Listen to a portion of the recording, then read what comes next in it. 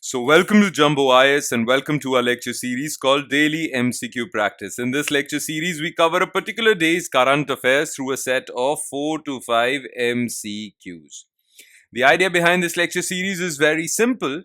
We want you to revise your current affairs because revision is very important, otherwise, you forget your current affairs, and current affairs form a very important portion of your prelims examination. Now, what better way to revise your current affairs than by getting the much needed MCQ practice? Because MCQ practice serves a dual purpose. It helps you to revise your current affairs, it makes you prepared for your prelims examination as well. Now, if you'll make this lecture series a part of your daily routine, then 4 to 5 MCQs covered on a daily basis would add up to more than 1200 MCQs from the topic of current affairs alone. Just current affairs. Okay, so you don't have to worry about your current affairs portion while appearing for your prelims examination, provided you made this lecture series a part of your daily routine. You made a daily habit of this lecture series. Okay, so enough of the introduction. Let's straight away jump into the lecture, starting with question number 1. Consider the following statements regarding ice stupas. These are dome-shaped ice structures used by Buddhists for meditation and worship. The idea of using ice stupas for water storage was given by Ladakhi engineer Sonam Wangchuk. Water for ice stupas is diverted from nearby glacial streams using gravity-driven pipelines. Okay, so the thing is that, well, ice stupas, those stupas, we all know that stupas are Buddhist places of worship, but ice stupas have got nothing to do with Buddhism or Buddhist meditation, Buddhist religion, Buddhist worship, nothing. Ice stupas are basically a water conservation technique. Okay, it is basically a water conservation technique. So, in colder areas where water is taken mostly from glaciers, what happens is that because of global warming, not enough snowfall is happening during the winter months. Therefore, glaciers are not getting filled up. So, during spring season or summer season, when it's time for these glaciers to melt, not enough water is being released, and there is a problem of water scarcity in regions, cold regions, it's like Ladakh, North Kashmir, and all these areas, right? Now, in Ladakh, a famous Ladakhi engineer called Sonam Wangchuk, on whom the movie Three Idiots is based. His role was played by Amir Khan. Well, he gave this idea of ice stupas. So, what happens is during winter months, well, you gather a lot of water from nearby glacier streams, okay, and then you gather that water through gravity pipelines. So the water flows in these pipelines through the force of gravity.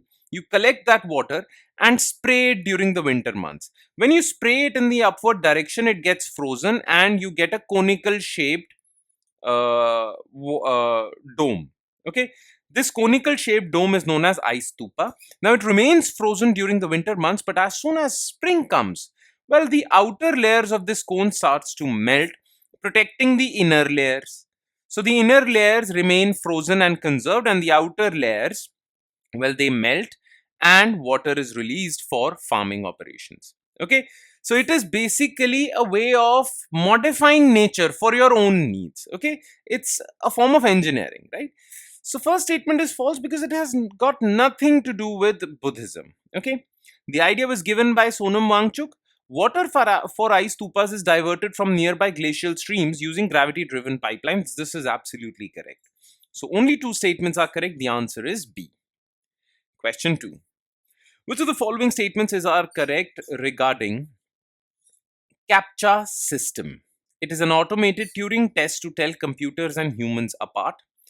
It is a human verification tool designed to distinguish between real users and bots. Invisible reCAPTCHA, introduced in 2014, detects human presence using mouse movement and user behavior. All right.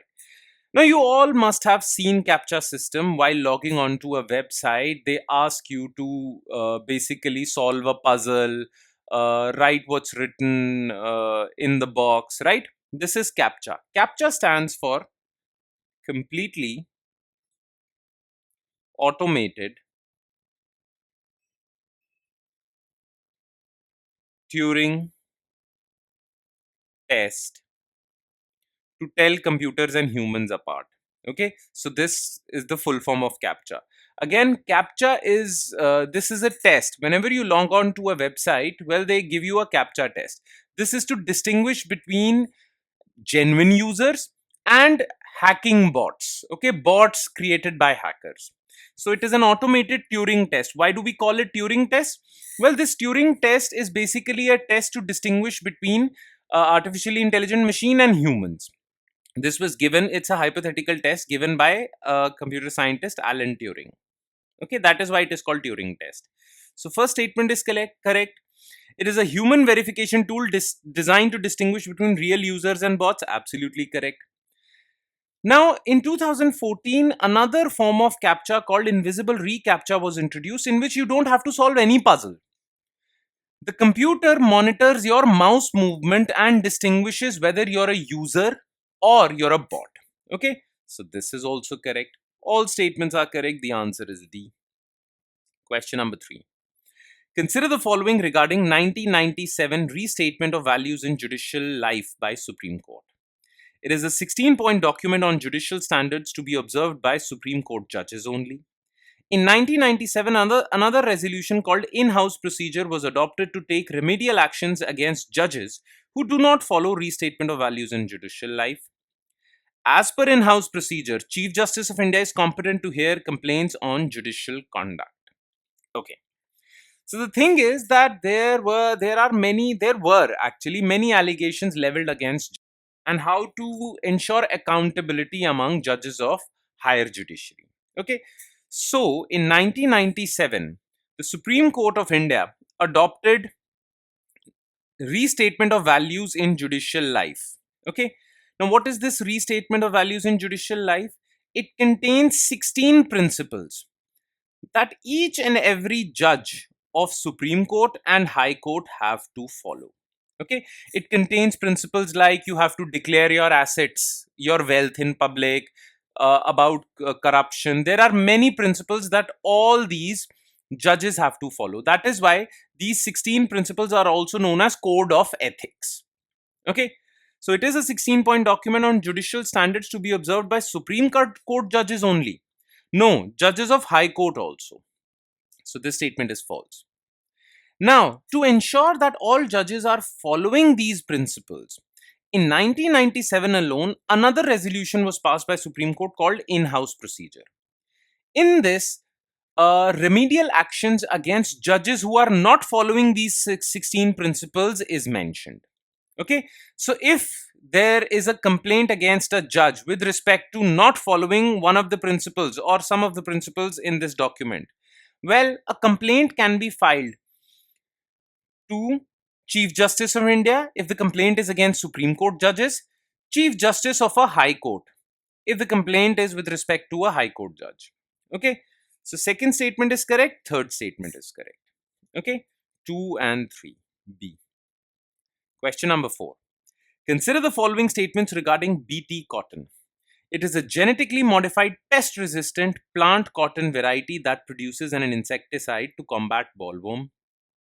It contains viral genes of Bacillus thuringiensis, which allows it to produce insecticidal proteins, Cry1AC, Cry2AB. Recently, pink bollworm pests have been found to become resistant to Cry proteins, thereby threatening BT cotton crop yields. Okay. So the thing is, back in the day, cotton crops were threatened by bollworm infection. So bollworm is a form of pest that used to attack cotton crops, destroy it, and thereby reducing the yield for these crops for farmers, and farmers used to suffer. Okay, so farmers had to spray a lot of insecticide, pesticide to combat this bollworm threat. Then in 2002, a particular form of cotton crop was introduced, which was called BT cotton. Now, the speciality about BT cotton was that BT cotton was a genetically modified form of cotton. What happened was, there was a particular bacteria called Bacillus thuringiensis, soil bacteria. This bacteria was found to produce a particular form of protein, Cry1AC and Cry2AB. These proteins are considered toxic to bollworm. Okay, so this bacteria used to produce toxic proteins called cryoproteins or insecticidal proteins that were toxic for bollworm. Bollworms were impacted by it. So the thing is, what scientists did was scientists took some genes from this Bacillus thuringiensis bacteria and introduced in this cotton crop and created a new version of cotton crop called BT cotton. Now, BT cotton produces these two insecticidal proteins which attack bollworm, and now cotton crops are protected from bollworm attacks. Right? That was the case. So BT cotton was introduced in 2002. So it is a genetically modified pest resistant plant cotton variety that produces an insecticide to combat bollworm. Absolutely correct. It contains viral genes of Bacillus thuringiensis, which allows it to produce insecticidal proteins. This statement would have been correct if viral word was not written over here. These are not viral genes, these are bacterial genes. These are taken from a bacteria. So this statement is false. Now, this went on. This BT cotton improved yields across India. Many farmers were happy with this. But then another variety of bollworm came up, which was called pink bollworm. Now, pink bollworm became resistant to these cryoproteins. So cryoproteins were released, but it had no impact on pink bollworm, and they continued to attack cotton crops and destroy cotton crops, thereby impacting yield.